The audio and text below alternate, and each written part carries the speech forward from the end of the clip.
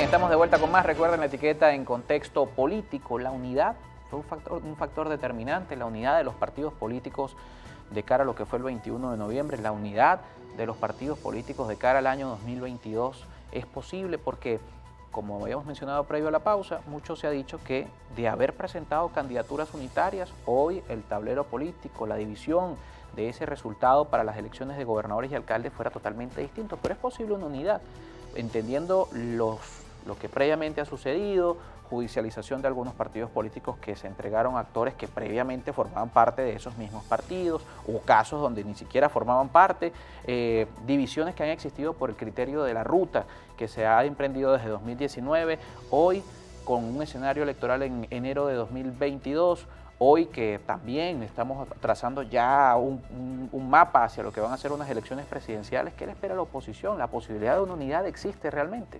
Bueno, la unidad es una imagen que la gente la recuerda como la tarjeta del año 2015, cuando la tarjetica de la manito, incluso un poco más atrás. Sin embargo, hoy en día vemos que construir un proceso político unitario es complicado cuando, por un lado, tienes políticos llenos de resentimiento por el tema de las tarjetas, por un lado, algunos políticos molestos con otros candidatos o con otros dirigentes por el hecho de que se separaron de las líneas del partido, etc. Hay resentimiento político, hay molestia política.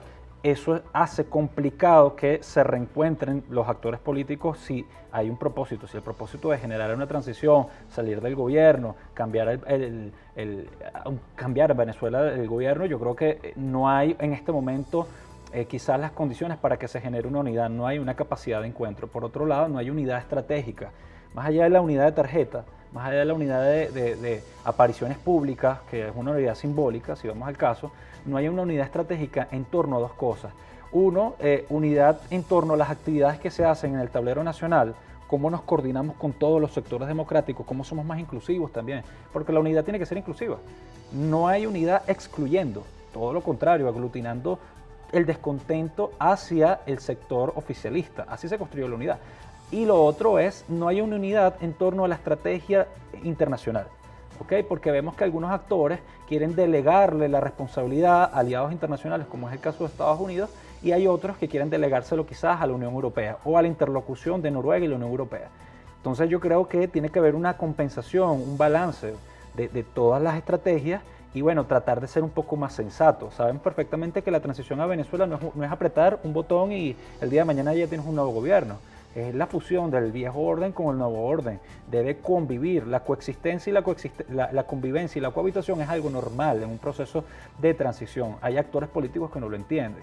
¿Okay? Y por otro lado también está el asunto de las definiciones políticas. ¿Okay?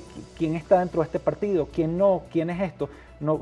Lastimosamente, es una pena que en Venezuela existe ese termómetro electoral y político. Tú eres más opositor que yo. Eso es algo, una actitud completamente infantil que nos lleva a la oposición a un puerto seguro. Entonces, es difícil, es complicado, más no imposible. Al final yo creo que las mismas circunstancias de cara a unas presidenciales van a obligar a que se vayan aglutinando algunas ideas y algunos liderazgos. Vamos a ver qué va a pasar porque hay quizás otras circunstancias que permitan que incluso vengan otros líderes políticos del exterior a Venezuela. Y que incluso dentro de ese termómetro de quién es más opositor y quién es menos opositor, este resultado no puede servir también como punto de partida, porque luego de esto ha dicho Jorge Rodríguez, presidente de la Asamblea Nacional, que Fuerza Vecinal y otras organizaciones políticas de la Alianza Democrática que obtuvieron un número importante de votos en el proceso del 21 de noviembre tienen que participar en este proceso de negociación que se está llevando a cabo en México. Esto no puede también llevar a que la votación sea un medidor de fuerzas políticas, no solamente nacionales, hablamos de regionales, y que pudiésemos construir un tablero en función de los votos que hoy tenemos como medición. Sí, por supuesto, la tarjeta de la unidad, la manito, vemos que no recogió la cantidad de votos esperada. Y vemos que organizaciones políticas, tal es el caso de Fuerza Vecinal, crecieron de forma orgánica en una campaña extremadamente corta, atípica también. Un partido que no tiene mucho tiempo en relación a los partidos tradicionales, por ejemplo, Acción Democrática, COPEI, Primera Justicia, Un Nuevo Tiempo, etc. Pero vemos que de alguna manera el tablero político, el sistema político está cambiando, está mutando, está en constante cambio. Y es normal, Carlos, que se presenten nuevas organizaciones al sistema, que contribuyan a un dinamismo distinto, con discursos políticos nuevos, con figuras políticas nuevas, con funcionarios públicos nuevos, estamos hablando de alcaldes y gobernadores nuevos.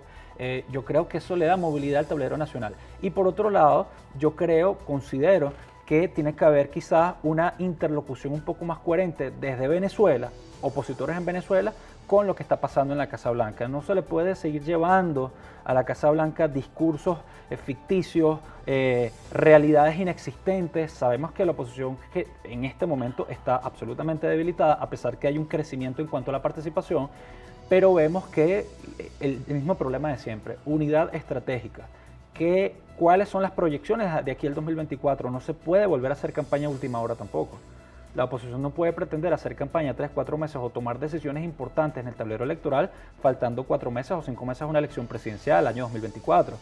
Año 2024 definitorio también porque hay elecciones en Estados Unidos presidenciales. El año que viene hay elecciones medio término en Estados Unidos.